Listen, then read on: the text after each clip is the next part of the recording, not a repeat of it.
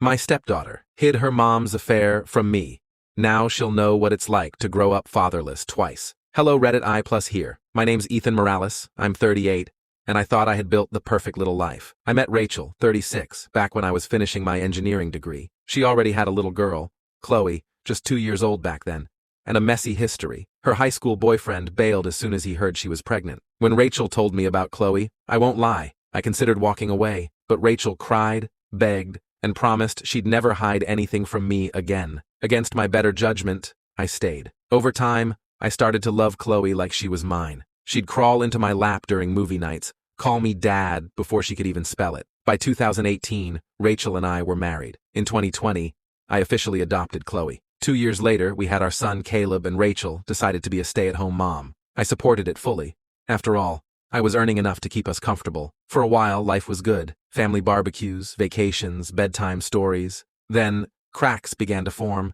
Rachel started spending more time with friends. She'd step out for calls, whispering in the hallway. I brushed it off at first. Nobody wants to be the paranoid husband. But then one afternoon I came home from work early. Caleb was on the living room floor, red-faced and wailing. The smell hit me before I even picked him up. His diaper hadn't been changed all day. My hands shook as I cleaned him up, wondering where the hell Rachel was. I found her outside, leaning against the porch railing, laughing into her phone. Something in me snapped. I yanked the phone from her hand, went inside, and locked the door before she could follow. A man's voice came through the speaker. "Rachel? Who's that?" Then silence. I opened her messages, scrolling, screenshotting, sending them to myself. The name that kept appearing, Adrian Blake, her former boss. When I finally let her in, she slapped me. Not hard enough to hurt, but hard enough to tell me she wasn't sorry for what I'd found. A moment later, the tears came, the desperate apologies, the same script cheaters always use. I sat her at the dining table and told her to be honest, completely honest, or it was over. She admitted she'd been sleeping with Adrian for 6 months. No protection. No remorse until she got caught. She even tried to barter, saying I could have my fun with other women if I stayed. And then Chloe came downstairs. She looked at Rachel and said, "Did you tell him about Adrian?" My chest caved in. "You knew?" I asked. She crossed her arms. "Yeah. And unlike you, Adrian buys me whatever I want without me begging." "Chloe," I whispered, "I'm your dad. How could you—" "You're not my real dad," she shot back. Rachel gasped, but I couldn't breathe. I grabbed Caleb, walked out, and drove straight to my parents' house.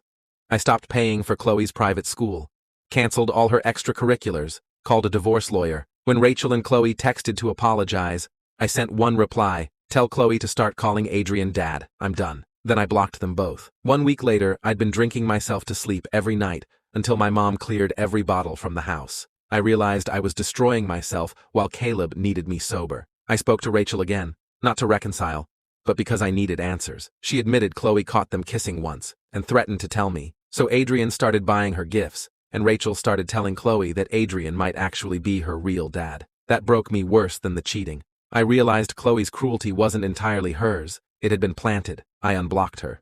We talked. She cried.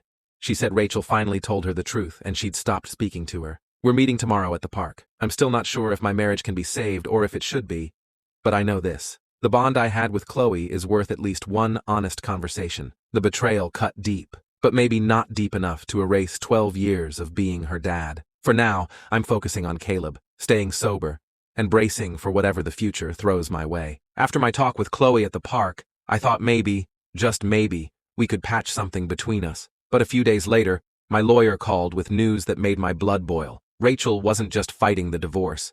She was demanding full custody of Caleb and child support, claiming I was unstable and had walked out on the family. I stared at the papers in disbelief. She left a 6-month-old in a soiled diaper for hours while she flirted with her lover, and now she wants to paint me as the bad guy?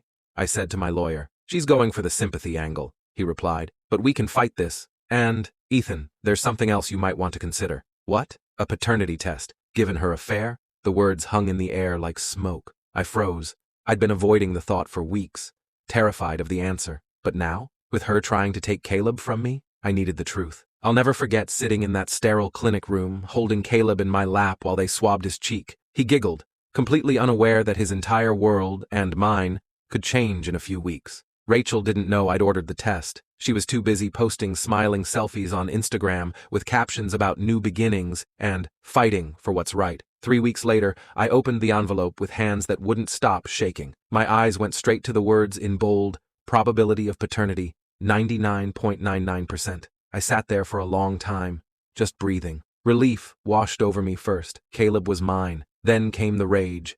Because if Rachel had succeeded in her lies, she would have robbed me of my son. Court day. When the custody hearing came, Rachel arrived in a sleek navy suit, Chloe at her side like some kind of trophy witness. Adrian wasn't there, of course. Cowards rarely are. Her lawyer painted me as a neglectful husband who abandoned his family, who lashed out at a teenage girl, who was emotionally unstable. Then my lawyer stood and began dismantling her case piece by piece. The screenshots of Rachel's texts with Adrian, the witness statements from neighbors who saw him coming and going when I was at work. The day I found Caleb alone, soiled and crying. Finally, I handed the judge a sealed envelope. This, my lawyer said, is a certified paternity test proving Mr. Morales is Caleb's biological father, conducted after Mrs. Morales insinuated otherwise during private discussions. The judge looked up sharply. Rachel's face went pale. Chloe shifted in her seat, glancing anywhere but at me.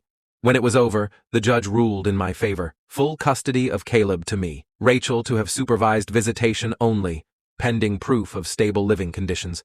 No child support from me. Rachel's jaw tightened, but she didn't speak. Chloe looked like she wanted to say something, but I wasn't ready to hear it. Not anymore. That night, I packed the last of Rachel's things into black garbage bags and left them on her sister's porch. I didn't leave a note. I texted Chloe one final message. I loved you like my own for 12 years, but you chose to betray me, and I can't live with that. I wish you well in life, but from here on, you walk your path, and I walk mine. Then I blocked her. Rachel tried calling from different numbers for weeks, promising, apologizing, threatening, but I didn't answer. She even showed up at my parents' house once, pounding on the door until my father told her to leave, or he'd call the police. Life now. It's been 9 months since the divorce was finalized. Caleb is thriving, laughing more, sleeping through the night, learning to walk. I've been sober since that week in hell. Sometimes late at night I think about Chloe. I wonder if she'll grow up and realize what really happened, if she'll hate her mother for twisting her against me. But that's not my burden to carry anymore. Rachel and Chloe are ghosts to me now, and for the first time in years, my home feels peaceful.